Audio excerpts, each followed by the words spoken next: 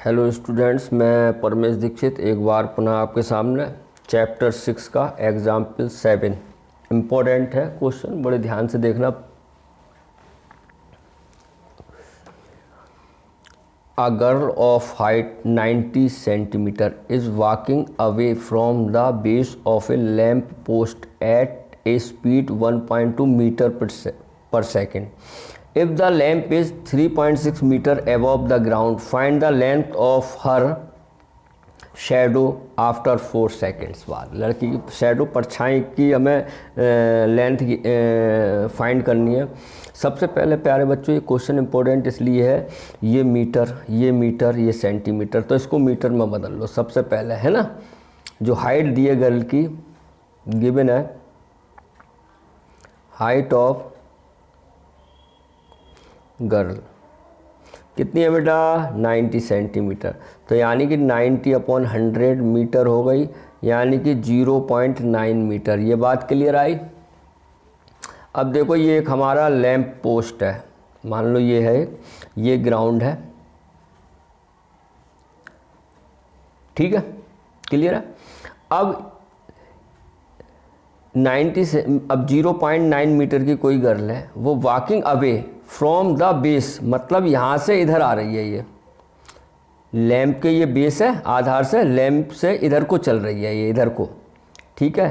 किस स्पीड से, 1.2 मीटर पर सेकेंड के, ठीक है। यानी कि सपोज करो यहाँ से ये कुछ समय बाद यहाँ आ गई, ठीक है, तो लड़की यहाँ पे खड़ी हो गई है। ये 0.9 मीटर इसकी हाइट हो गई। एक बात समझ में आई है, बेस से ये कह रहा है walking away from the base, यहाँ से इधर ही तो चल रही है ये, ठीक है। यहाँ आ गई 0.9 हो गई यहाँ पे, ठीक है। अब ये स्पीड जो है, ये डिस्टेंस जो कवर करी है इसने, किस स्पीड से, ये, ठीक है। और कितने 4 सेकंड में, ठीक है। 4 सेकंड में मैं इतनी दूरी तय करके इस स्पीड से यहाँ आ गई, और फिर कह रहा है जो बची शेडो यहाँ बची, सूर्य इधर ही तो होगा, सन, और यहाँ से कोई इस तरीके से जा रहा होगा, ये ध्यान से देखो, ये इसका मतलब ये हमें ज्ञात करना है। इसे मान लो x, ठीक है, इसका नाम रख दो ABCDE। तो प्यारे बच्चों, EB क्या हो गई, हमारी गर्ल, जिसकी हाइट कितनी है, 0.9 मीटर। ये DC क्या हो गया, लैंप पोस्ट, इसकी हाइट कितनी है, if the lamp is 3.6 metre above the ground, तो हाइट हो गई है, क्लियर है। और अब बात आती है ये BC क्या है, डिस्टेंस।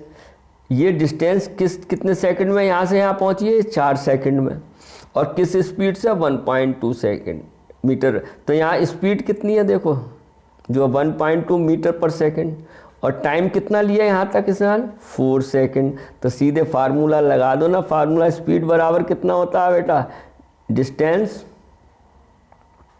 अपॉन टाइम होता है, नहीं होता है, ठीक है। स्पीड दी हमारी 1.2, डिस्टेंस पता नहीं,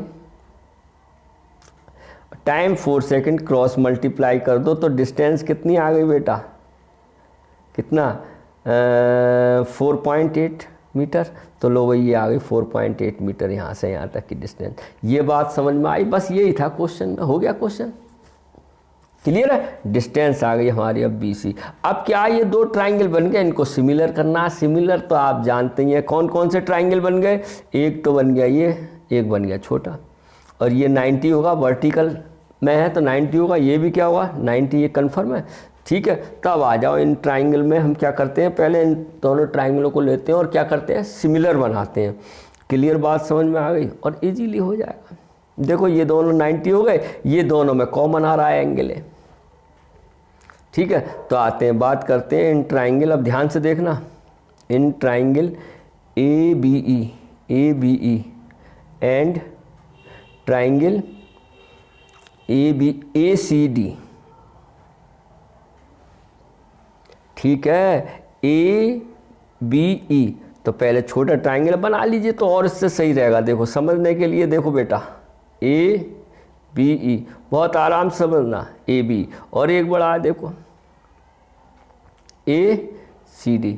ये बात आपको समझ में आ गई होगी बेटा। ए बी कितना है, एक्स है, लिख लिया, और ई बी कितना है, 0.9 मीटर है, है, और बी सी कितना है नहीं, बी सी आई नहीं, और सी डी कितना है 3.6 मीटर है। ये बात आपको समझ में होगा। ये भी 90 है, ये भी 90 है, और ये दोनों में देखो कॉमन नहीं आ रहा है, ये दोनों में एक कॉमन है। ये बात समझ में आ रही है? तो अब लिखते हैं, क्या लिखेंगे? देखो सबसे पहले 90 डिग्री का लिख दो, एंगल ई बी ए या A B E equal to angle A C D कितना है 90। ठीक है, क्यों है? वर्टिकल है ना, vertical to the ground, vertical to the, vertical है तो 90 होगा, क्लियर है। और एंगल ये दोनों में क्या कॉमन देख लो, एंड एंगल बी ए ई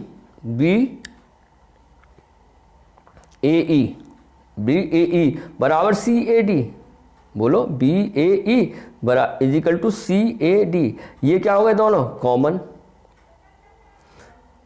अरे देखो ए दोनों में आ रहा है, कॉमन हो गए। तो भाई बाई क्या रूल लग गया, डबल ए क्राइटेरियन, यानी triangle A B E similar हो गया triangle A C D. Clear है? अब आप इसमें जब ये दोनों सिमिलर हो गए, अब जो आपको दिया वो निकाल लो। क्या निकालेंगे अब ध्यान से देखना, यहाँ ए बी, क्लियर है यहाँ तक? तो यहाँ करता हूँ मैं ए बी अपॉन काय के हुआ ए सी, देखो A B upon A C equal to एक ये चाहिए ई बी इजकल टू किसके होगा, सी डी या डी सी, बोलो क्लियर है?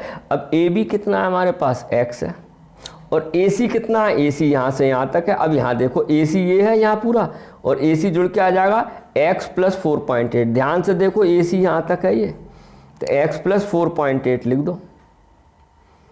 अरे यही तो है x प्लस 4.8। ई बी कितना है, ई बी है बेटा 0.9 और डी सी 3.6।